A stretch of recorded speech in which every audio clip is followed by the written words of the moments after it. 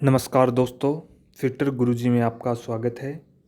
हमारे बैच शून्य से शिखर में आज फिटर थ्योरी प्रथम वर्ष का पार्ट 5 है, जिसमें हम हेक्सा से संबंधित 20 क्वेश्चन कंप्लीट करेंगे। स्टार्ट करते हैं। पहला क्वेश्चन है हमारा, नए ब्लेड को पुराने कट में प्रयोग नहीं करना चाहिए क्योंकि। ए ऑप्शन हमारा, नया ब्लेड महंगा होता है। बी, नए ब्लेड के दांते तेज धार वाले होते हैं। सी है, पुराने कट का स्थान नए ब्लेड के लिए उपयुक्त नहीं होता। उपयुक्त में से कोई नहीं। तो हमारा राइट आंसर सी हो जाएगा। पुराने कट का स्थान नए ब्लेड के लिए उपयुक्त नहीं होता, क्योंकि जो पुराना कट होता है उसका साइज कम होता है, जो उसके पुराने कट के खांचे की चौड़ाई कम होती है, तथा जो नया ब्लेड होता है हमारा वो थोड़ा उससे अधिक होता है, तो उसके अंदर फंस के चलेगा या टूट भी सकता है। इसलिए यह सावधानी बताई जाती है कि पुराने कट में हमेशा सेकंड हैंड ब्लेड का ही प्रयोग करना चाहिए, कभी भी न्यू ब्लेड यूज नहीं करनी चाहिए। नेक्स्ट क्वेश्चन है, धातु के अधिक चौड़ाई वाली पीस पर गहराई में कटिंग करने के लिए प्रयोग में लाए जाने वाला हेक्सा फ्रेम है।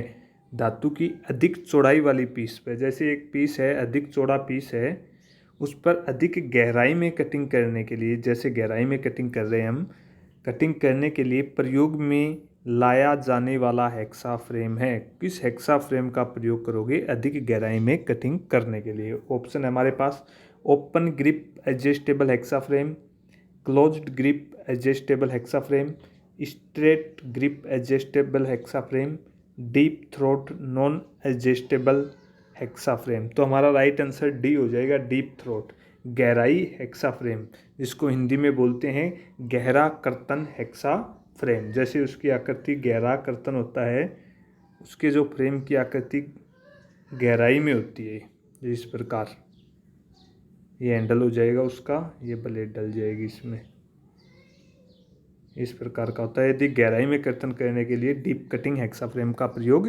किया जाता है। नेक्स्ट क्वेश्चन है हमारा, हेक्सा ब्लेड के दांतों के ब्लंट होने का कौन सा कारण नहीं है? जो हेक्सा ब्लेड है उसके जो दांते होते हैं उसका ब्लंट होना मतलब बोठा होने का कौन सा कारण नहीं है? नहीं है पूछा है हमें कि कौन सा कारण नहीं है। पहला ऑप्शन है उचित कूलेंट का प्रयोग न करना। बी ऑप्शन है वापसी स्ट्रोक में बल न लगाना। सी ऑप्शन है प्रति मिनट स्ट्रोक संख्या अधिक होना। डी है ब्लेड का फ्रेम में ढीला बंधा होना। नहीं है तो डी ऑप्शन हमारा राइट हो जाएगा, ब्लेड का फ्रेम में ढीला बंधा होना। ये कोई कारण नहीं है, और सभी कारण है। अगर उचित कूलेंट का प्रयोग नहीं करेंगे तो भी दांते बूढ़े हो जाएंगे। वापसी स्ट्रोक में बल न लगाना तो भी हो सकते हैं। प्रति मिनट स्ट्रोक संख्या अधिक होने पर भी हमारे दांते ब्लंट हो सकते हैं। नेक्स्ट क्वेश्चन है हमारा, मशीन ट्यूबिंग को काटने के लिए धातु काट आरी का सर्वाधिक उपयुक्त पिच क्या है? अगर मशीन ट्यूबिंग को काटने के लिए कोई ट्यूब है, उसको काटने के लिए धातु काट आरी जो आरी है उसके लिए उपयुक्त पिच क्या है?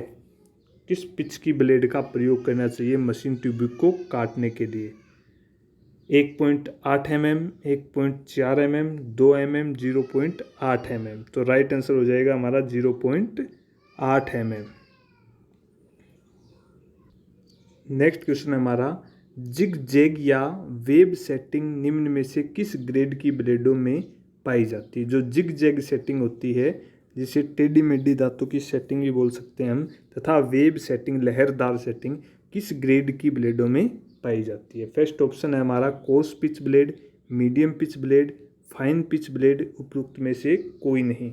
तो जो जिग जैग और वेब सेटिंग है वो फाइन पिच ब्लेड के ऊपर पाई जाती है, जिनका उपयोग हम हार्ड धातु को काटने के लिए करते हैं। नेक्स्ट क्वेश्चन है, सिंगल स्टेगर्ड सेटिंग निम्न में से किस ब्लेड में पाई जाती है? सिंगल स्टेगर्ड मतलब कि एक दाता दाएं और एक बाएं, एक दाएं एक बाएं, इस प्रकार सेटिंग होती है ब्लेड की। वो कहाँ पर पाई जाती है? तो वो कोर्स पिच ब्लेड पर पाई जाती है। ओके, जिसके दांतों की पिच 1.8 mm होती है तथा फाइन पिच की 0.8 mm होती है। दोनों याद रखना है। पूछ लिया जाता है कि फाइन पिच जो ब्लेड होती है उसके दांतों की पिच कितनी होती है? 1.8 mm तथा कोर्स पिच ब्लेड की 1.8 mm होती है।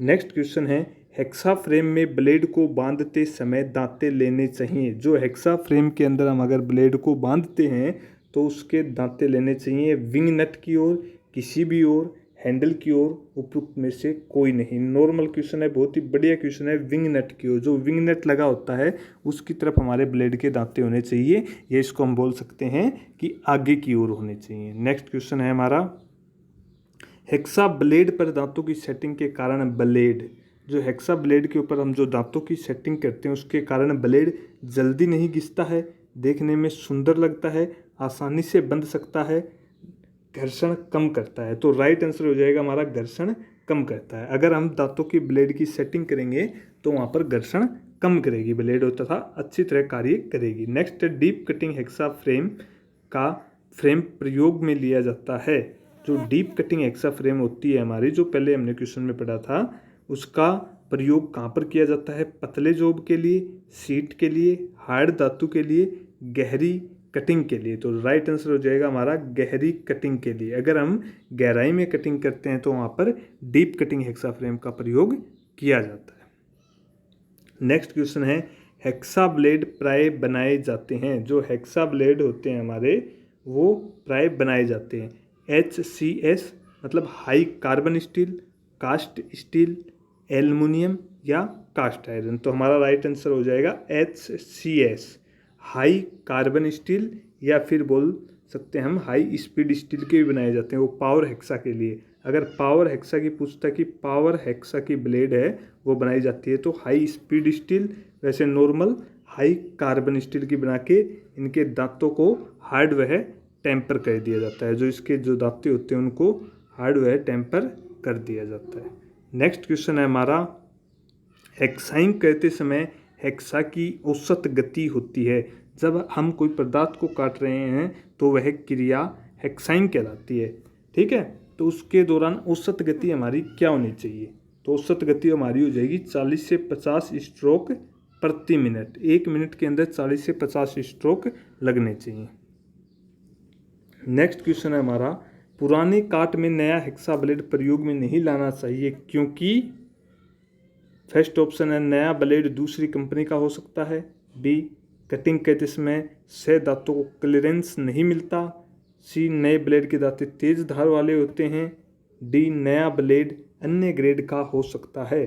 तो हमारा राइट आंसर हो जाएगा बी, कटिंग करते समय सह दांतों को क्लियरेंस नहीं मिलता। जो नई ब्लेड है उनके दांतों को सही क्लियरेंस नहीं मिल पाता, जिसके कारण ब्लेड फंस फंस के चलेगा, वह ब्लेड टूट भी सकता है।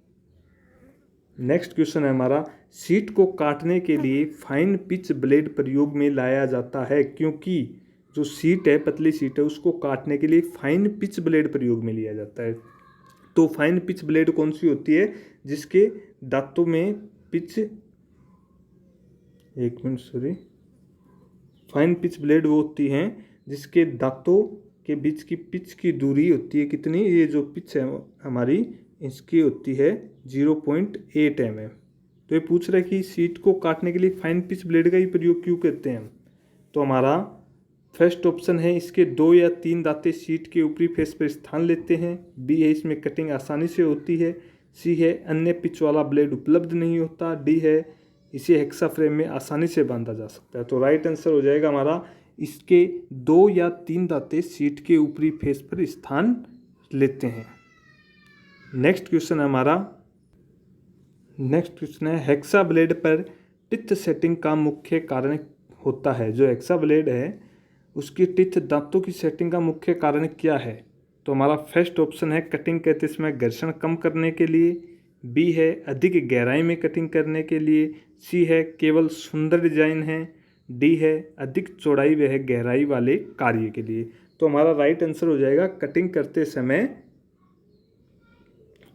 समय घर्षण कम करने के लिए। अगर हम दांतों की सेटिंग करते हैं तो घर्षण कम होगा तथा आसानी से कटिंग क्रियाएं की जा सकती हैं। नेक्स्ट क्वेश्चन है, साधारणतः हेक्सा ब्लेड की लंबाई मापी जाती है। जो साधारणतः हेक्सा ब्लेड की लंबाई कितनी होती है? तो हमारे पास फर्स्ट ऑप्शन है दोनों पिन होल्स के अंदरूनी सिरों के से, बी है दोनों पिन होल्स के बाहरी सिरों से, सी है दोनों पिन होल के सेंटर से सेंटर तक की दूरी से, डी है एक पिन होल के अंदरूनी सिरे व दूसरी पिन होल के बाहरी सिरे। तो हमारा राइट आंसर हो जाएगा दोनों पिन होल के सेंटर से सेंटर तक की दूरी से। जिस प्रकार जैसे ये एक हेक्सा है, हेक्सा ब्लेड हमारा है, इसमें 2 पिन होल है, तो इसके सेंटर टू सेंटर की बीच की दूरी है, जैसे ये सेंटर बन गया, इनके बीच की दूरी इसकी लंबाई कहलाती है हेक्सा ब्लेड की।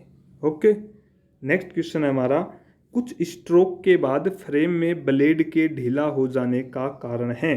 कुछ स्ट्रोक लगाने के बाद हम कार्य कर रहे हैं, तो कुछ स्ट्रोक लगाने के बाद जो ब्लेड है वो फ्रेम में ढीला हो जाता है, उसका क्या कारण है। तो फर्स्ट ऑप्शन है ब्लेड में खिंचाव आ जाना, विंग नट थ्रेड का घिस जाना, ब्लेड के दांतों का पिच सही नहीं होना, ब्लेड का चुनाव उचित नहीं होना। तो राइट आंसर हो जाएगा ब्लेड में खिंचाव आ जाना। जो ब्लेड है उसके अंदर खिंचाव आ जाती है, जिसके कारण ब्लेड ढीला हो जाता है। नेक्स्ट क्वेश्चन है हमारा, पतले ट्यूब को काटने में प्रयोग होने वाला हेक्सा ब्लेड का पिच होगा। वेरी मोस्ट क्वेश्चन है, पतले ट्यूब को अगर काटना है तो उसके लिए ब्लेड के दांतों के पिच कितना होना चाहिए, तो 0.8 mm। वेरी मोस्ट क्वेश्चन है, बहुत बार पूछा जा चुका है एग्जाम में। ये 2 क्वेश्चन है पतले ट्यूब के लिए तथा सॉलिड पित्तल के लिए। नेक्स्ट क्वेश्चन है, सॉलिड पित्तल को काटने के लिए किस प्रकार के पिच हेक्सा ब्लेड का प्रयोग किया जाता है। तो ऑप्शन है 1.8 mm, 1.4 mm, 0.01 mm, 2.6 mm। तो राइट आंसर हो जाएगा हमारा 1.8 mm। याद रखना है, अगर हमारी धातु है वो हार्ड है तो 0.8 mm हो जाएगा, और अगर धातु मुलायम है तो 1.8 mm हो जाएगा। ओके, नेक्स्ट क्वेश्चन है, पावर हेक्सा ब्लेड बनाने के लिए किस सामग्री का उपयोग किया जाता है। आरआरबी लोको पायलट में पूछा हुआ क्वेश्चन है, अगर पावर हेक्सा का ब्लेड बनाना है तो हम किसका प्रयोग करेंगे। फर्स्ट ऑप्शन है नरम इस्पात, बी है उच्च कार्बन युक्त इस्पात, सी है उच्च गति इस्पात, डी है मध्यम कार्बन युक्त इस्पात। तो हमारा राइट आंसर हो जाएगा उच्च गति इस्पात, हाई स्पीड स्टील HSS से पावर हेक्सा के ब्लेड बनाए जाते हैं, तथा नॉर्मल के बनाने हो तो हाई कार्बन स्टील से बनाए जाते हैं, तथा इनको हार्डवेयर टेम्पर कर दिया जाता है। नेक्स्ट क्वेश्चन है हमारा, हेक्सा का पंख नट के लिए प्रयुक्त किया जाता है। जो हेक्सा ब्लेड है उसके अंदर विंग नट का प्रयोग क्यों किया जाता है। फर्स्ट ऑप्शन है ब्लेड को तनाव बंद करने के लिए, ब्लेड का दांत का अभिविन्यास सेट करने के लिए, सी है ब्लेड का बंधन करने के लिए, डी है दांत को ऑफसेट करने के लिए। तो राइट आंसर हो जाएगा हमारा ब्लेड को तनाव बंद करने के लिए, ब्लेड को जो टेंशन देने के लिए, एडजस्ट करने के लिए प्रयोग किया जाता है। इस प्रकार हमारे 20 क्वेश्चन हेक्सा से संबंधित पूरे होते हैं। आशा करता हूँ आपको वीडियो पसंद आई होगी। धन्यवाद।